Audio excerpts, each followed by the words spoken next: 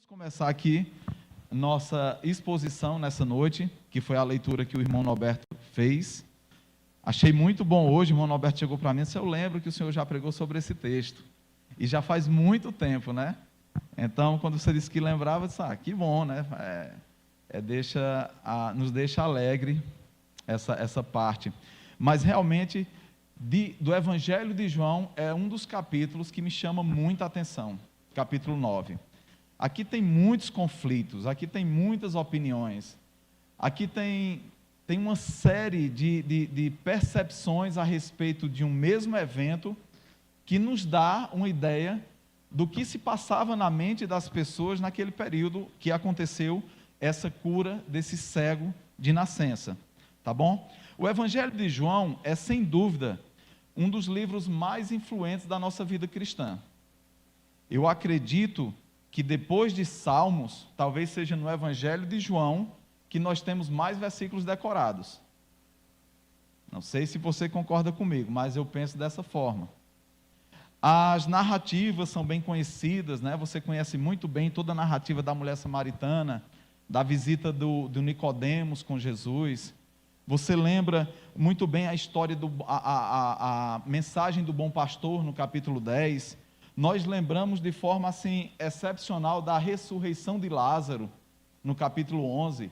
Então o Evangelho de João, ele marca muito a vida cristã, né? Se alguém chega para você quando está no começo da fé, ou pede um conselho para cada um de nós: qual o livro que eu preciso ler quando eu estou no começo da minha caminhada cristã? Qual o livro que você me indicaria para que eu comece a ler, para fortalecer a fé, para entender mais um pouco de vida cristã? O que é que nós indicamos? O Evangelho de João, né? Eu acredito que todos aqui, estava até em dúvida se eu perguntava ou não, mas qual foi o primeiro versículo que vocês decoraram? João 3,16. Então, na realidade, o Evangelho de João, ele está muito próximo, né? Por esse fato, além dos 4 evangelhos ter sido o evangelho que foi escrito mais tardiamente, né? João viveu muito mais do que os outros, e isso dá a João a percepção de algumas coisas, algumas narrativas, alguns milagres de Jesus, que ele tem condições de falar, né? Até mesmo a motivação porque foi feito tal ação ou deixou de ser feito. Então o Evangelho de João, ele é especial por causa disso. Mas antes de entrarmos propriamente nesse capítulo, eu quero convidá-los a entender a estrutura do Evangelho de João de forma simples. É claro que nós temos particularidades, mas eu quero aqui iniciar com abrangência, né, uma estrutura geral do Evangelho, e você percebe claramente uma divisão nesse Evangelho. O evangelista aqui, ele teve um propósito muito bem estabelecido quando escreveu esse Evangelho, provavelmente a cristãos em Éfeso, onde ele estava, e ele tanto estabeleceu a estrutura de como ele escreveu, como também o propósito que ele queria com a escrita desse Evangelho. Você percebe o propósito? Ele é muito claro no capítulo 20, versículo 30 e o 31. Capítulo 20, abra comigo, logo mais nós voltaremos para o 9 e ficaremos nele. Capítulo 20, versículo 30 e 31. Ele deixa muito claro qual é o objetivo que ele teve, inspirado por Deus, direcionado por Deus, para escrever este Evangelho. Ele diz: na verdade, Jesus fez diante dos seus discípulos muitos outros sinais que não estão escritos neste livro. Estes sinais e tudo que está escrito nesse livro, porém, foram registrados para que vocês creiam que Jesus é o Cristo, o Filho de Deus, e para que, crendo, tenham vida em seu nome. Então você percebe o propósito, o objetivo de João, ele é muito claro. Olha, Jesus fez muitos outros milagres. Jesus fez muitas outras obras maravilhosas. Mas as que estão escritas aqui, é para que você lendo, você saiba que Jesus Cristo é o Filho de Deus, e que através desse conhecimento, vocês tenham vida em seu nome. Então, muito claro o objetivo, né? Muito simples, muito prático. Então, você já começa, quando você lê esse evangelho, saiba que o propósito de João, quando escreveu ele, é para que através da sua leitura, através do seu entendimento, do que você está lendo aqui, é para que você creia que Jesus é o Filho de Deus e que através desse crer, desse acreditar, você tenha vida em seu nome. Então, isso é um dos propósitos que são claros. E para isso, João estabeleceu uma estrutura literária também bem clara. Do capítulo 1 ao capítulo 12, João estabelece os milagres de Jesus. Então você vai ver lá a transformação de água em vinho, você vai ver a percepção e a revelação que Cristo fez para Natanael quando ele estava debaixo da figueira, você vai ver o conhecimento que Jesus tinha daquela mulher que chegou até ele para pedir água, quando ela disse que ia, começou a contar sobre a vida dela, e Cristo ali revela a ela dos casamentos, dos relacionamentos que ela já teve. Você lembra daquele aleijado que estava ali perto do tanque, e quando alguém entrava, a água se revolvia e eram curados, e Cristo liberta ele ali daquela enfermidade. Você pode lembrar em João capítulo 8 do discurso de Jesus. Então são muitas coisas. Na realidade, João está querendo mostrar o ministério de Jesus do capítulo 1 ao capítulo 12 por meio de suas obras, o seu conhecimento, a atuação do Espírito Santo através dele em fazer obras miraculosas. Ele estabelece isso até o capítulo 12. Depois disso, tudo o que vem depois é um passo a passo até chegar na morte, né? Na humilhação, na morte e na ressurreição. Então, essa estrutura é clara no Evangelho de João. Do capítulo 1 ao 12, você está vendo ali o ministério de Jesus através dos seus milagres, e do capítulo 13 em diante, inclusive o capítulo 13, versículo 1 começa assim: antes da festa da Páscoa, sabendo Jesus que era chegada a sua hora, e aí dá continuidade. Lavou os pés dos seus discípulos, disse que tinha moradas, fez a oração sacerdotal. Então isso é muito claro. Eu queria passar isso para vocês antes da gente entrar no capítulo 9. Propósito bem estabelecido, estrutura literária bem estabelecida. Capítulo 1 a capítulo 12 e do 13 até o final do Evangelho. Essa segunda parte é uma preparação para a morte. No nosso texto, começarei do final para apresentar a percepção geral do capítulo. Não sei, acho que Norberto sabe muito bem disso, como escritor. Tem muitos filmes que primeiro estabelece e escreve-se o final do filme, ou o final do livro, para depois começar todo o enredo. Também quero fazer dessa mesma forma. Eu quero mostrar o final desse capítulo, para depois nós voltarmos. Não vamos ler todo ele, o irmão Norberto já fez essa leitura muito bem feita. Então a gente vai estabelecer algumas percepções que existem nesse capítulo e fazermos algumas aplicações para a nossa vida, tá bom? Então abra sua Bíblia aí em capítulo 9, versículos 35 a 41.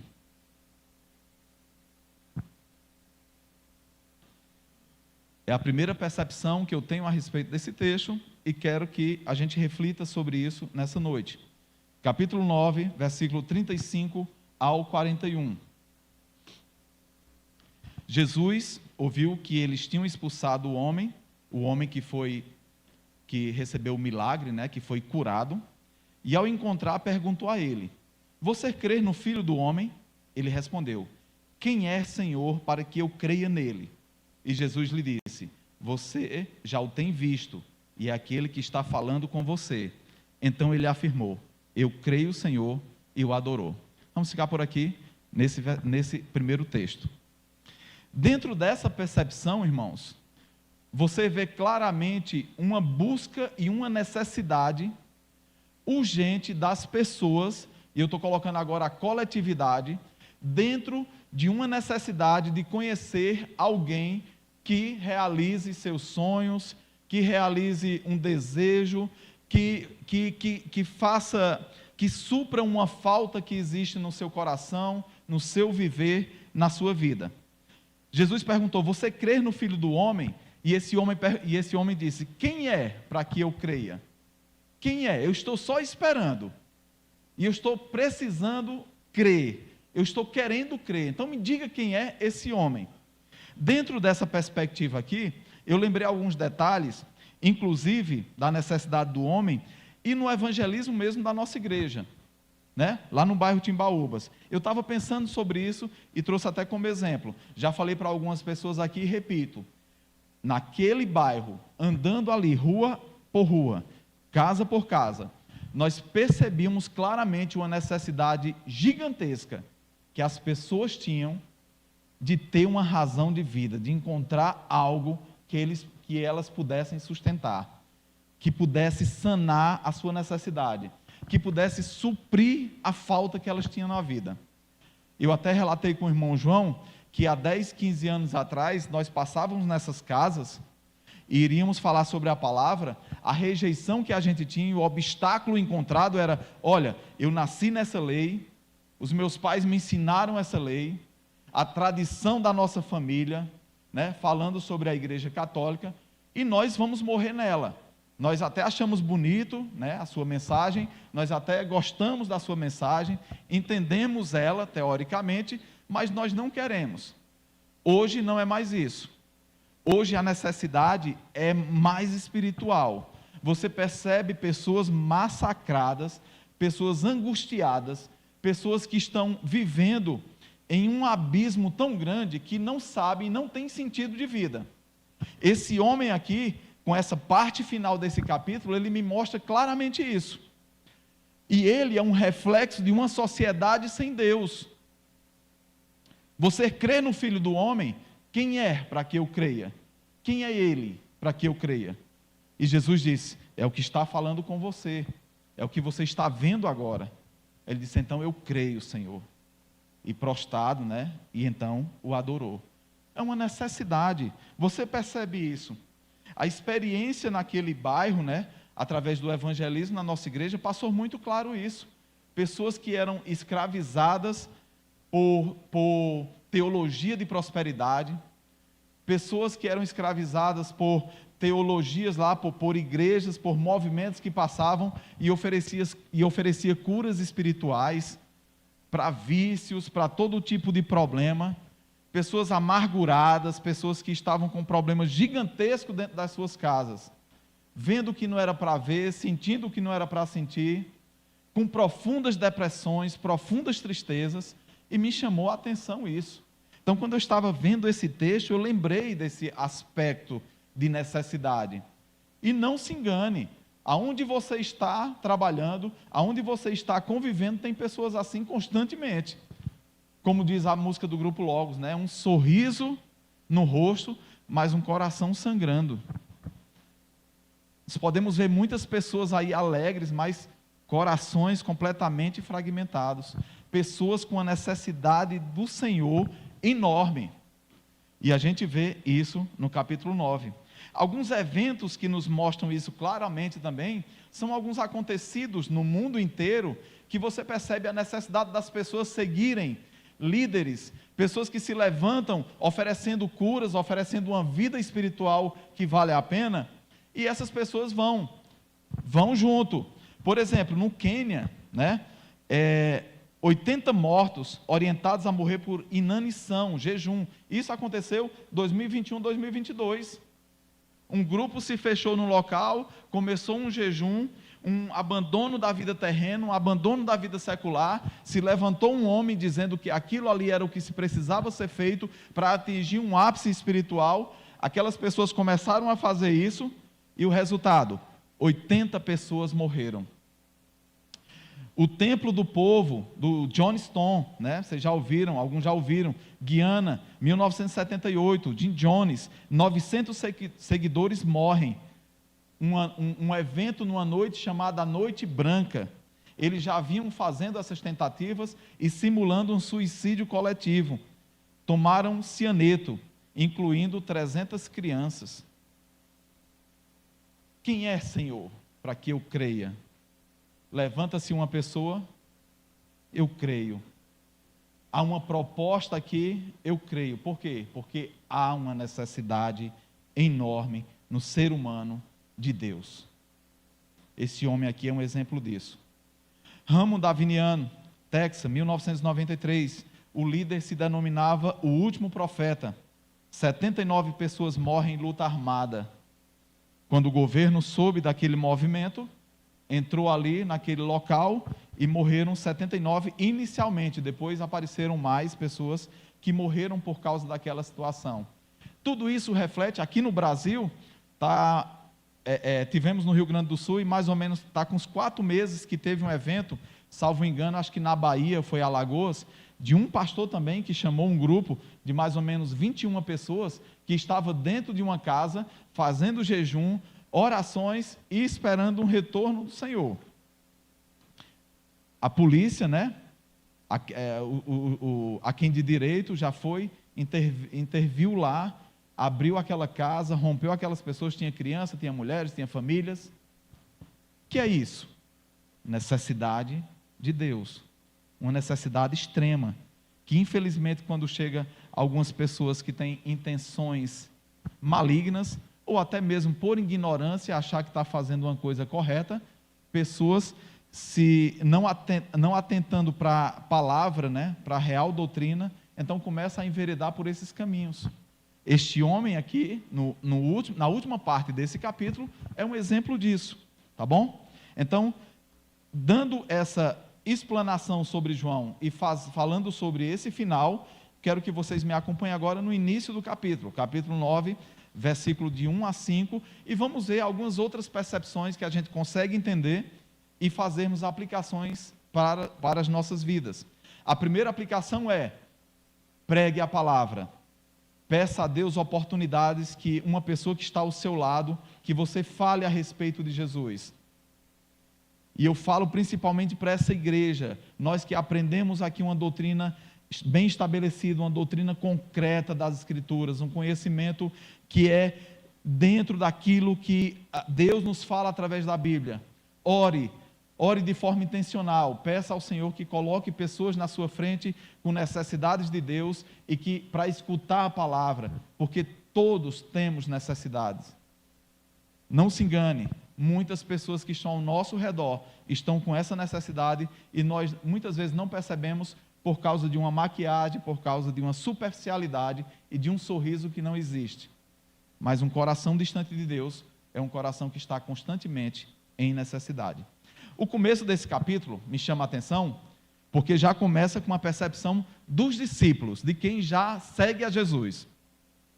Ele vai dizer que enquanto Jesus caminhava, viu um homem cego de nascença, e os seus discípulos perguntaram: mestre, quem pecou para que este homem nascesse cego? Ele ou os pais dele? E Jesus respondeu: nem ele pecou, nem os pais dele, mas isso aconteceu para que nele se manifestem as obras de Deus. É necessário que façamos as obras daquele que me enviou enquanto é dia. A noite vem quando ninguém pode trabalhar. Enquanto estou no mundo, sou a luz do mundo. Esses primeiros versículos do capítulo 9 chamam a atenção pela percepção dos discípulos. Qual era a preocupação dos discípulos? E isso é para nos orientar e nos chamar a atenção de muitas vezes termos a mesma atitude, que é o quê? Uma teologia teórica que apaga a prática do amor. Jesus não teve a mesma visão que os seus discípulos. Enquanto estavam caminhando, Jesus olha para aquele homem. Aqui o texto não diz, mas se amparando de outros contextos, você percebe claramente que Jesus olhou para aquele homem com amor, com compaixão, com misericórdia, vendo a situação dele. E a primeira coisa que os discípulos se levantam para questionar é quem pecou, se foi ele, se foi os pais dele, né? Teologicamente responda essa questão. Quem foi que pecou para que esse homem esteja assim? E eu acho interessante a resposta de Jesus logo no início desse capítulo, porque deixa de lado alguns questionamentos. Em outras palavras, se a gente fosse parafrasear aqui, seria: olha, não vamos pensar nisso não, tem coisa mais importante para se ver dentro dessa situação aqui. Qual é? Que nem ele pecou, nem os pais dele, mas isso aconteceu para a glória de Deus. Primeiro grande ensinamento do Senhor: todas as coisas que acontecem conosco, tudo que estamos vivendo aqui, e isso a gente percebe por vários escritores, né, na Bíblia, Abacuque, Paulo, o próprio Jó, Abraão, situações dificílimas, mas que todas elas levam a um único objetivo, a glória de Deus. Então, o primeiro insight que Jesus queria deixar na mente deles era esse. Não foi nem ele, nem os pais, mas isso aconteceu, este momento aqui, vai acontecer um milagre, e isto é para a glória de Deus. E um segundo ponto que Jesus alerta aqueles discípulos, é que é necessário que as obras sejam feitas. É como se fosse assim, olha, não vamos atentar para quem pecou, se foi ele, se foi os pais, ou se foi ele. Entenda que tudo acontece para a glória de Deus, e outra coisa que eu quero lembrá-los, é tempo de fazer a obra, e não discutirmos quem foi que pecou primeiro, ou quem foi que pecou. Então, essa primeira percepção desse texto nos chama a atenção para nós que estamos aqui fazendo a obra, que muitas vezes a nossa teologia, ou talvez a teoria daquilo que eu aprendo, está apagando a minha prática de amor.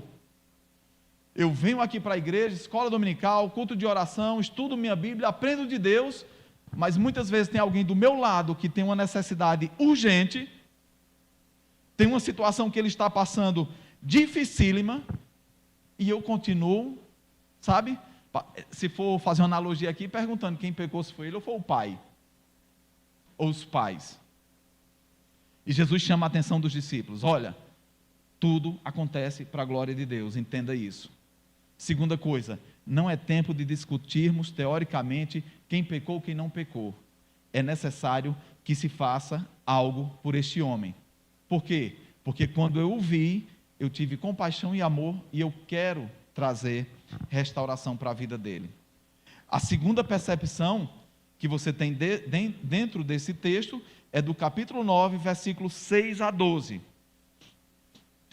Nós estamos sendo conduzidos para a percepção maior desse texto, que é o que entra dentro da expectativa do que João falou no seu evangelho, tá bom? Versículos 6 a 12, leia comigo aí. Depois de dizer isso, Jesus cuspiu na terra, fez lama com saliva, e com a lama untou os olhos do cego.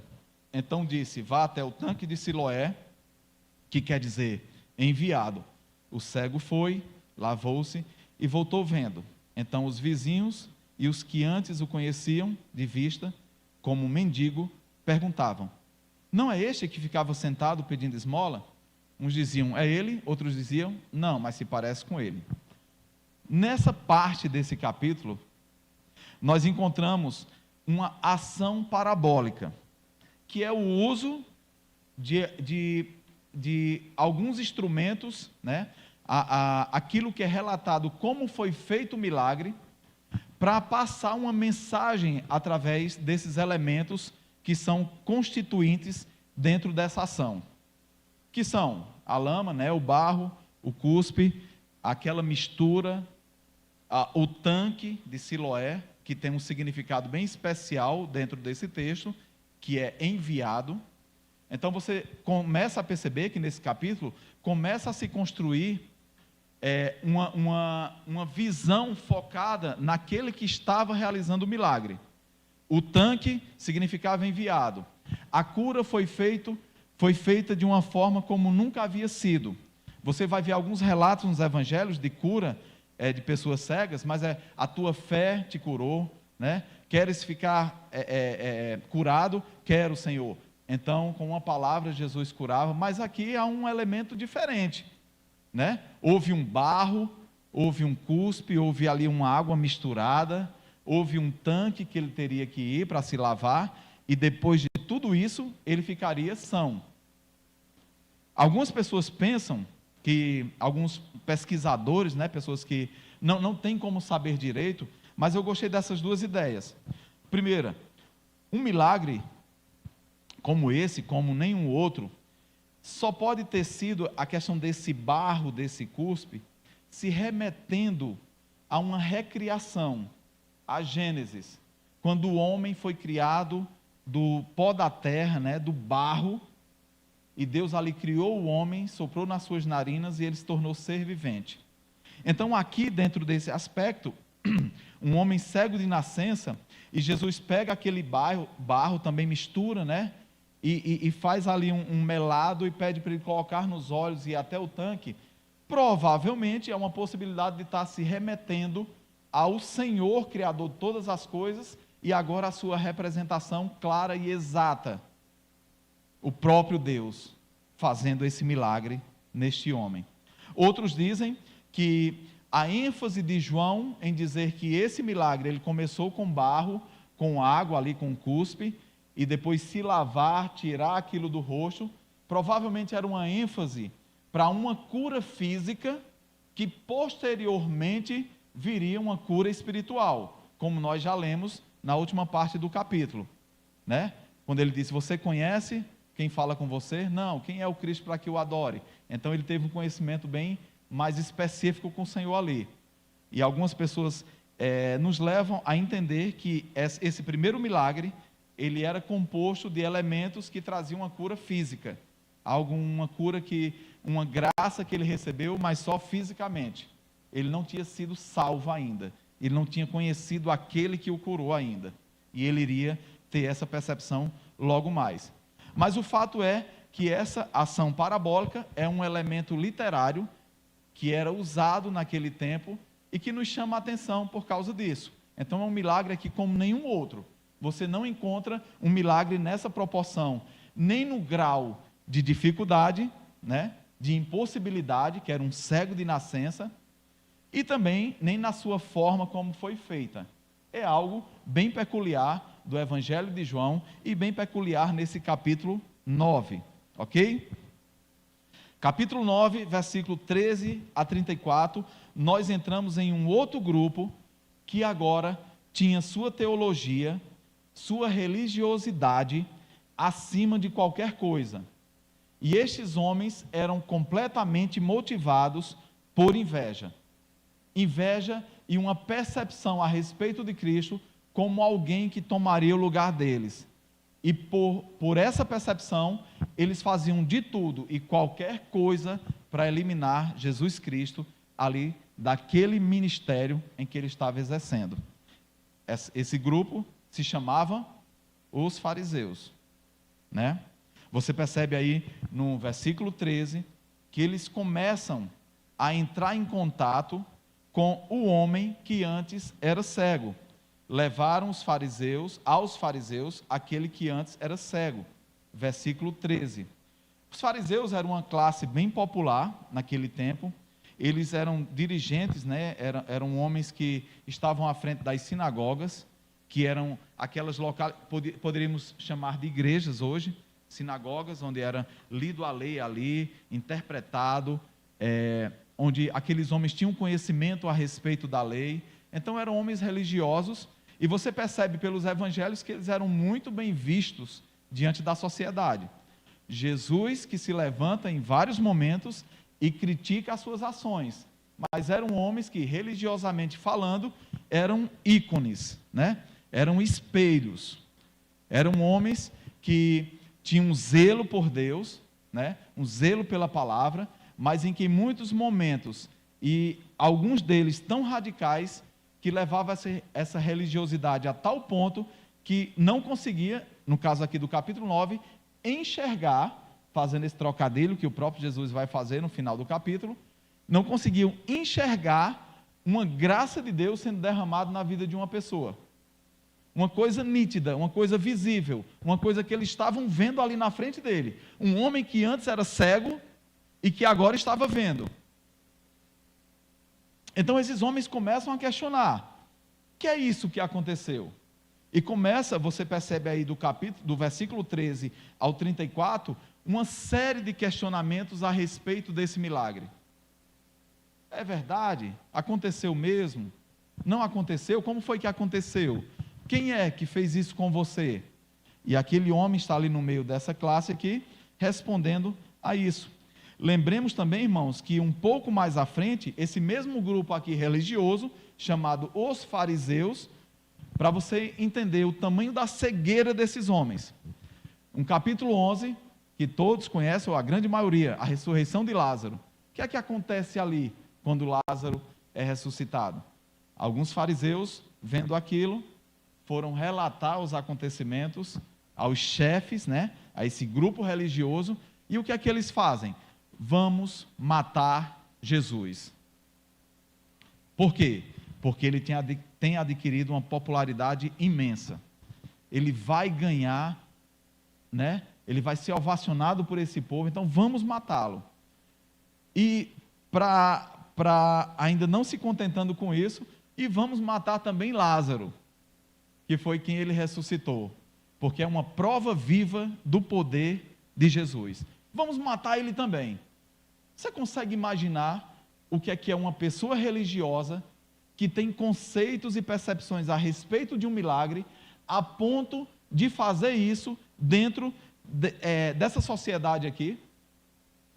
Quantas pessoas nós conhecemos, religiosos por aí, né? Quanto da história nós conhecemos que tivemos esses mesmos episódios? Como é que homens que tinham um relacionamento com Deus podiam chegar a um nível desse? Os discípulos, um homem que sofria com a inexistência dos olhos, agora ele está vendo, mas pouco importava a sua cura. Nós queremos saber quem foi que pecou, se foi os pais ou se foi ele mesmo. A vizinhança queria saber, é ele? Outros diziam, não, não é ele. Não, parece com ele, mas não é ele. E ele dizia, sou eu.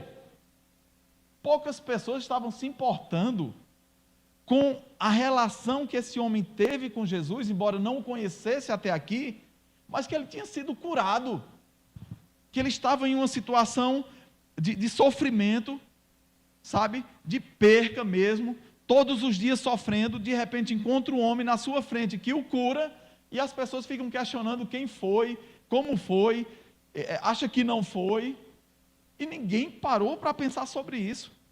Esse texto ele me lembra muito bem um episódio também de Jesus, quando ele chega em uma terra chamada Terra dos Gerazenos, que ficava em frente à Galileia, e ele encontra um homem naquela localidade que vivia nos túmulos, que se alimentava ali, que vivia nu, sabe? Todas as noites, todos os dias, aquele homem estava ali.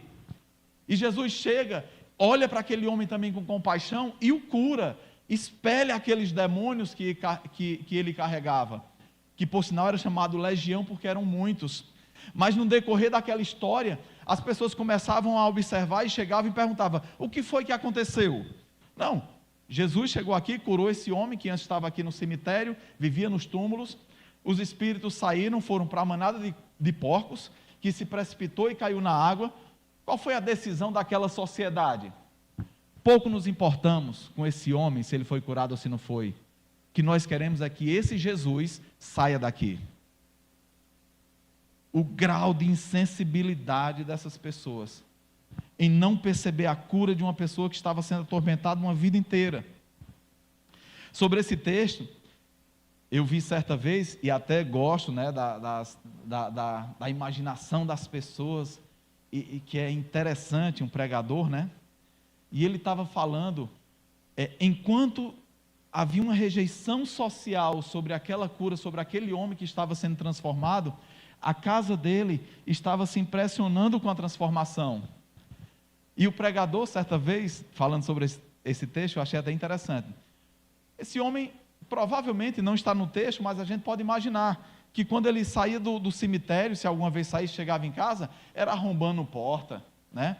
Eu acho que era ameaçando matar a família, bater na mulher. A família era toda isolada, porque não aguentava mais a situação. E o pregador lá fala que, acho que até o gato, não é? Quando ele dizia, ô mulher, chegava o gato, ficava bem caladinho assim, todo encolhido, porque sabia que o negócio ia ser desesperador. Que era um homem que andava com uma legião de demônios. Mas aí Jesus, quando curou, ele disse, vá à sua casa e conte o que Deus fez por você. Aí o pregador lá fala, amor, quem chegava arrombando a porta, né? Bateu na porta, amor, querida, sou eu. Ela, quem é? E aquele homem todo transformado. todo recuperado. Um homem que vivia, sei nem como, dá nem para imaginar, dentro de um cemitério, transformado por Jesus, mas a sociedade olhando, começa a perceber, não, uma manada de porcos caiu aqui, o nosso amigo aqui foi prejudicado, esse homem foi transformado, mas pouco me importa. Resultado, fazemos uma reunião, qual é o resultado? Vamos lançar esse homem daqui para fora, porque nós não queremos ele aqui. A transformação desse homem pouco importa. Lembra-nos isso, né? Um homem que foi curado, os discípulos querendo saber quem pecou, se foi os pais, se não foi, se foi ele.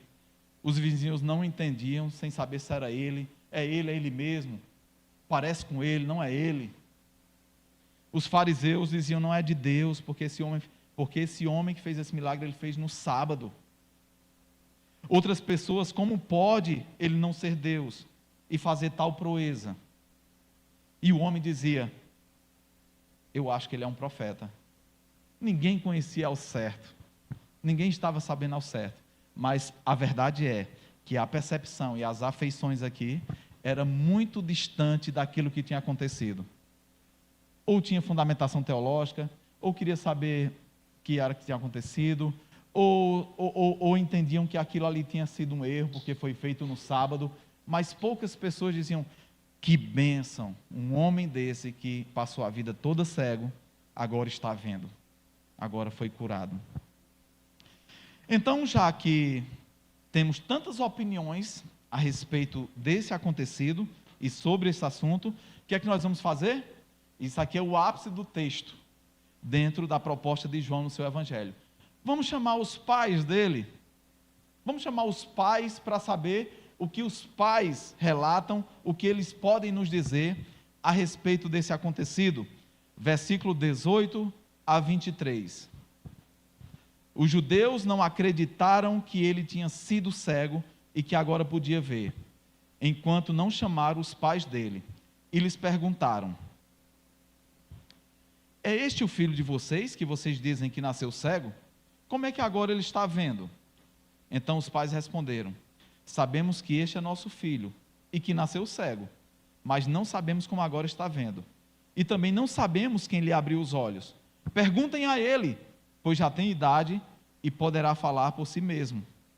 Os pais dele disseram isso porque estavam com medo dos judeus, pois estes já tinham combinado que se alguém confessasse que Jesus era o Cristo, seria expulso da sinagoga. Foi por isso que os pais lhe disseram, ele já tem idade e poderá falar por si mesmo. João deixa claro, naquela estrutura inicial que eu falei para vocês, do capítulo 1 ao capítulo 12, e nessa transição por 13, que Jesus fez vários milagres. Mas as pessoas não acreditaram, porque amaram mais a honra dos homens do que a honra de Deus. Esse é o aspecto.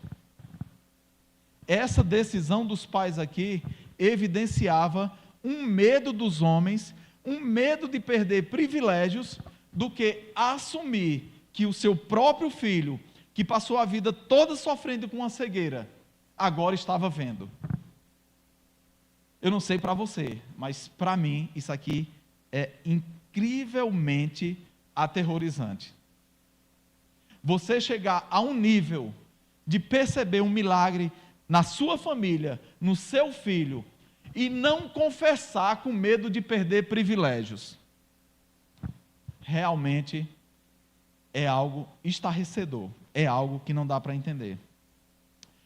Houve um período da história chamado literatura do Segundo Templo, que alguns homens escreveram alguns livros que nós conhecemos hoje como apócrifos, que inclusive são livros que estão inseridos dentro da Bíblia católica, mas que o próprio escritor que colocou-os lá, disse que tem valor histórico, não são inspirados.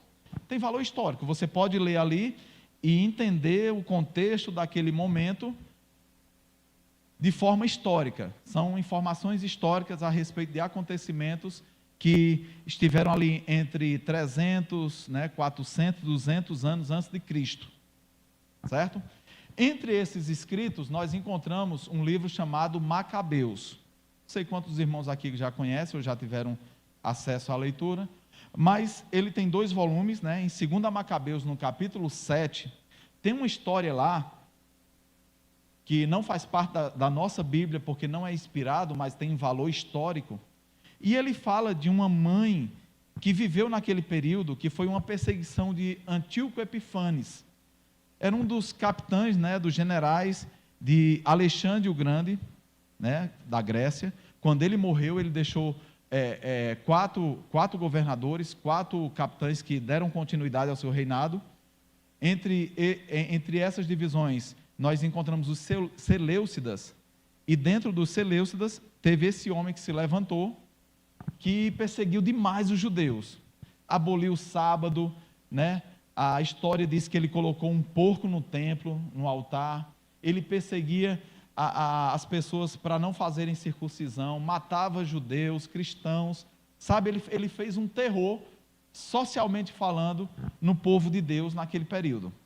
E lá é relatado, e eu quero falar essa história aqui, para você ver o contraste entre essa mãe, que não confessou que o filho era cego e que agora via, por medo dos privilégios de perder lugar na sinagoga, e olha o relato que é escrito a respeito dessa mãe no livro de Macabeus. Em um certo dia, no mesmo dia, uma mãe foi forçada com 7 filhos a comer carne de porco, algo que era contaminação, uma maldição completa para o judeu. Mas aquele governador, né, através do seu exército, ele ficava impondo que eles comessem. E o que foi que aconteceu? Eles diziam: estamos prontos para morrer, nós não vamos comer. Eram aquecidos os caldeirões, cortaram a língua deles, um por um, e ainda cortava a pele da sua cabeça, essa parte aqui frontal. Sua mãe os exortavam: morram com coragem, morram com coragem. E assim se deu com os 6. No último, o livro vai dizer que o tirano pediu que a mãe o orientasse para negar a sua fé. Olha, só sobrou um filho seu, vá lá e fale com ele para que ele coma a carne de porco, para que ele negue a sua fé, negue essas suas tradições. O livro vai dizer que ela chegou perto do filho e disse: sabe o quê? Contemple o céu. Contemple o céu. Que diferença, né? De uma mãe que negou para não perder um local, não quis se envolver com aquilo para não perder um local privilegiado, e essa mãe em Macabeus: contemple o céu. Seus irmãos morreram, eu vou morrer também, e contemple o céu. E aquele filho, sendo extremamente estimulado por aquela mãe, quando ela terminou de falar para ele, ele olhou para aqueles homens e disse: o que é que vocês estão esperando? Podem me matar. É uma diferença enorme. João capítulo 9, 24 a 34. Há uma segunda tentativa, até cômica, né? Chamaram o homem de novo e perguntaram: e aí, como foi? Meu Deus, de novo. Se eu fosse parafrasear esse momento desse parágrafo aqui: de novo vocês querem saber? Eu não já falei para vocês? Por acaso vocês querem ser discípulo dele também? Opa! Discípulo dele é você. Nós somos discípulos e nós conhecemos Moisés, mas esse aí nós não sabemos nem de onde é. Pois é. E eu acho que ele está aqui já num certo nervosismo e também alegre ao mesmo tempo. Eu só sei de uma coisa: eu era cego e agora vejo. Eu era cego e agora eu vejo. Sim, mas seus pais disseram, não confirmaram isso. Não quero saber. Eu era cego e agora eu vejo. Se vocês não entendem o que é, eu não estou nem um pouco preocupado. Mas eu era cego e agora eu vejo. E o texto finaliza no 35 ao 41, que nós já vimos, mas, lembrando aqui para os irmãos, todo homem precisa de um encontro com Jesus. As reações são diferentes. Talvez alguns de vocês tenha já tido uma experiência miraculosa com Deus, algo que Deus fez na sua vida, que assim marcou muito a sua vida, mas que você não teve um encontro posterior com Jesus. Talvez você tenha uma boa teologia, mas está perguntando quem pecou, se foram os pais, e não se desprende disso para ajudar o próximo, para fazer a obra de Deus. Talvez você olhe, admire, mas não se envolve. Olha que coisa, eu conheci aquela pessoa de um jeito, hoje ela está de outra. Eu conheci aquela pessoa tão rebelde, né? Tão fora de casa, tão fora de linha, e agora você percebe que é um pai de família, um filho obediente. Admira, como aqueles vizinhos. Será que é ele? Será que não é ele? Parece com ele, eu acho que é ele. Talvez você esteja nesse grupo. Admire, né? Veja a graça de Deus superabundando sobre a vida das pessoas, mas não se envolve com essa pessoa que fornece essa graça. Ou talvez procure de todas as formas não encarar Jesus com medo de um compromisso. Minha esperança é que nós sejamos todos como um homem cego que foi restaurado e respondamos ao Mestre: eu creio. Eu creio. Eu quero finalizar com uma ilustração sobre um homem, né? Sobre um homem que teve essa experiência com Deus.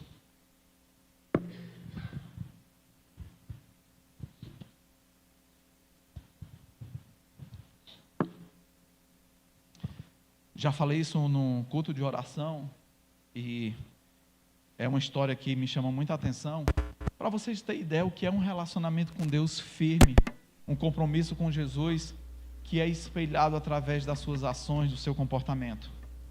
Horácio, ele era casado com Ana. Em 1870, o seu filho, que tinha o nome também de Horácio, com 4 anos, ele teve 3 filhas, Anne, Meg e Pess. E depois mais uma que chamava-se Taneta. Neste mesmo ano, em 1870, o filho dele morre com uma febre altíssima. Em 1871, há um incêndio de grandes proporções que matou mais de 250 pessoas e 90 mil ficaram desabrigados. Horácio teve uma grande perda financeira. Em 1873, Horácio e esposa decidem viajar pela Europa. E uma das programações seriam assistir à pregação de Moody, o grande evangelista que estava fazendo várias conferências naquele momento ali. Um compromisso repentino o fez enviar primeiro a esposa e as 4 filhas. Em 1873, o navio que a esposa de Horácio e as filhas dele estavam indo, partiu. Houve um choque com outro no Atlântico e afundou em apenas 12 minutos. 226 pessoas morreram, incluindo as 4 filhas de Horácio. Somente 90 pessoas sobreviveram, entre elas a esposa dele. 1º de dezembro de 1873, sua esposa, chamada Ana, envia uma carta, uma correspondência que dizia: salva, porém só. Imediatamente, Horácio pegou um navio e foi ao encontro de Ana. Em um momento de sua viagem, ele foi avisado que estava passando perto do local onde suas filhas haviam morrido. Ele entrou na sua cabine, pegou um papel e escreveu: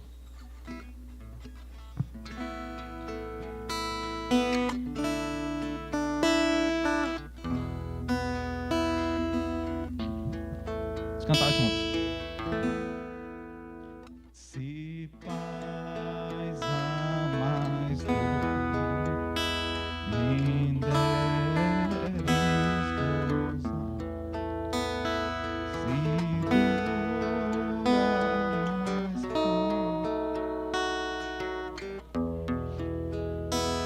ó seja o que for,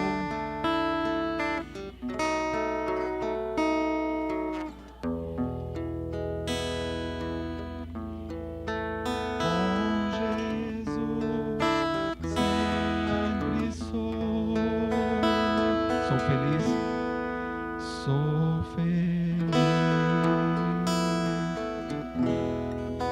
com Jesus,